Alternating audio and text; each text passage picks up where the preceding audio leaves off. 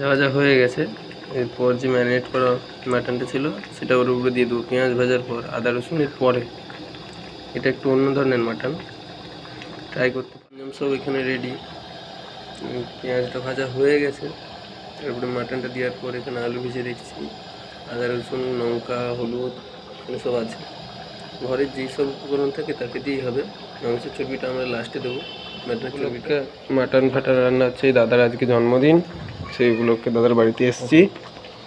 এই মাটনটা দেওয়ার কারণ হচ্ছে পেঁয়াজের রসটা পুরো মাটনের ভিতরে ঢুকবে, তারপর আদা রসুন দিয়ে কষানো হবে। জলটা বেরিয়ে গেছে, এটা দেখে ভয় পেয়ে কিছু লাভ নেই, সাথে মাংসটা সিদ্ধও হয়ে যাবে, ফ্লেভারটাও। মাটন খেয়ে খেয়ে যদি বোর হয়ে থাকো, এই রেসিপিটা ট্রাই করতে পারো। এটা আমার ফেভারিট, হেলদি টেস্টি সবই। থাকো যে মাটন করছে আগে থেকে মশলা না কষে করছে এমন কোনো ব্যাপার নয়, মাটনের সাথে সাথে মশলাও কষানো হবে। এরপরে রসুনটা দিয়ে দেবো। সবসময় ট্রাই করবে যে সিলে বাটা লঙ্কা আদা রসুন সব বেটে করতে, তাহলে বেশি মাটনের স্বাদটা পাবে। এখানে ঝোল ফুটছে, তার সাথে সিদ্ধ হচ্ছে, কোনো অসুবিধা নেই।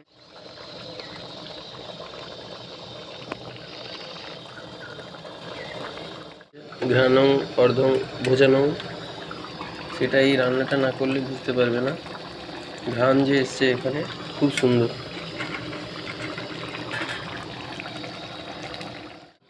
আদা রসুনটা চলে গেছে, লঙ্কা হলুদটা টমেটোটা এর পরে দেবো।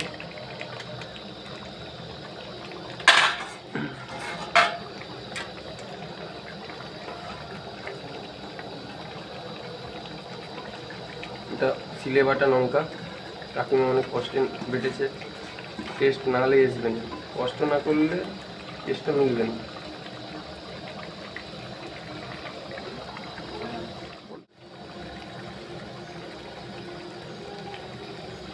কালারটা এসছে, ছেলেগুলো কি রান্না করতে জানে নাকি?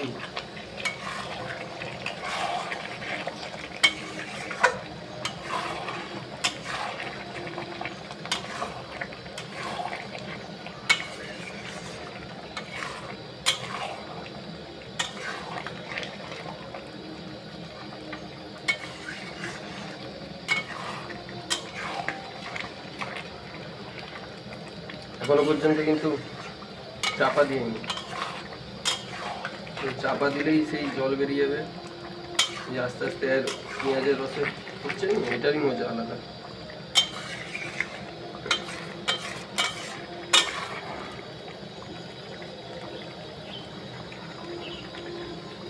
কেউ আবার বলোনি যে যেখানে সেখানে রান্না করছে, আমাদের অত সুন্দর রান্নাঘরও নেই, সব করতে হবে আমার দিকে।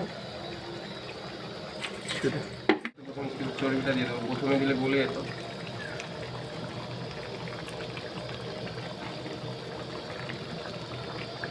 আলুটা পরে দেবো, এখন এটা একটু কষাবো। প্রথমেই চর্বিটা দিয়ে দিলে তেল বেরিয়ে যাবে,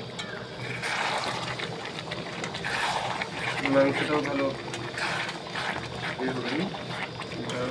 লাস্টের দিকে চর্বিটা দিয়ে ভালো, যারা চর্বি লাভার আছে তারা জানো, প্রথমে চর্বি দিয়ে দিলে সেই চর্বি আর থাকবে না খাওয়ার সময়তে।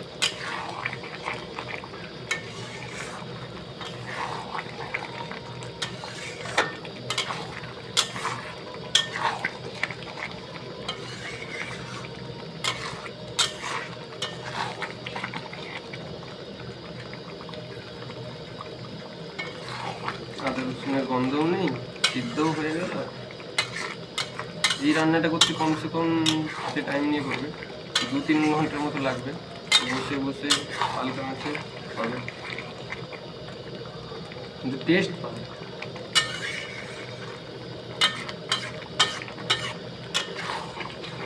আমাদের মাটন অলরেডি এখন 50% গায়ে সিদ্ধ হয়ে গেছে। এরপর আলু ফালু দিয়ে পরে কিছু করবো, আগে কষে নেবো ভালো করে, দিয়ে এখন একটু যে লঙ্কা বাটার জলটা থাকে সেটা দিয়ে দেবো, দিয়ে এবার একটু চাপা দেবো যাতে খুব তাড়াতাড়ি একটু সিদ্ধ হয়ে যায়, সফট হয়, সেই কারণে নামিয়ে নিয়েছি। চর্বিগুলো এবার মোটামুটি সঙ্গে মিশে গেছে। 5-10 মিনিটের জন্য হালকা ফ্লেমে চাপা দিয়ে দেবো।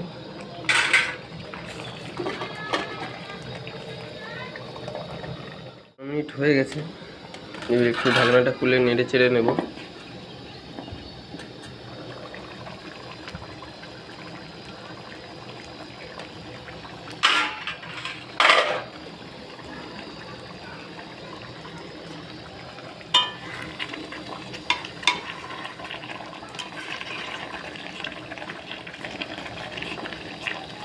যাতে না নিচেটা বসে, তার জন্যই এই উনুনে হলে ঠিক সুন্দর। তোমরা যদি পারো, এটা গ্যাসে নয়, কাঠের জাল যদি কারো থাকে তাতে করবে। গ্যাসের একটা আলাদা গন্ধ থাকে, সেই কারণে টেস্টে একটু ফারাক পড়ে।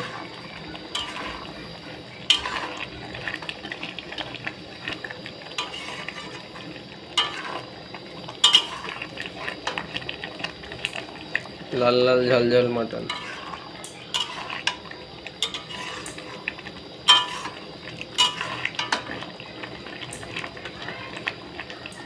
রান্না করার সময় একটা জিনিস খেলে হবে, মাটন খাসির মাংস করো, পাঁঠা করো, যাই করো, মাটন তো একটু মুরগির থেকে হেভি, সেই কারণে এর সঙ্গে পেঁপে দেবেই, কারণ হজমেও সুবিধা করবে, তার উপরন্তু তোমার মাটনটাকেও ভালো সিদ্ধ করবে। আর পারলে একটা সুপারি, খাপার সুপারি, যেটা ছোটো একটা 1 টাকা 2 টাকা দোকানে পেয়ে যাবে, সেটাকে এর সাথে দিবে, খুব সুন্দর সিদ্ধ হবে। আর রসুনের গন্ধও চলে গেছে, সিদ্ধটাও ভালো হয়েছে, মাখো মাখো ব্যাপার। সব আদা রসুন পেঁয়াজ সব সিদ্ধ হয়ে গেছে, টমেটো ফমেটো যা ছিল। এবার শুধু ধৈর্যের খেলা। অলরেডি 1 ঘন্টা হয়ে গেছে কষানো, একবার চাপা দিয়েছি। এবার কেউ এই অবস্থায়ও আর 1 ঘন্টা কষিয়ে, যারা একটু ঝোল চাও না, তারা এইভাবেও খেতে পারে, সেটা নিজের উপরে যে যাক। ভিডিওটা এই পর্যন্তই, অলমোস্ট হয়ে গেছে, এখনও আধা ঘন্টার মতো লাগবে ফোটানোর ব্যাপার। কেউ যদি এরকম টাইপের মাটন রান্না করতে চাও বা কোনো বন্ধুকে দিয়ে রান্না করাতে চাও, তাকে ট্যাগ করো। Thank you for watching.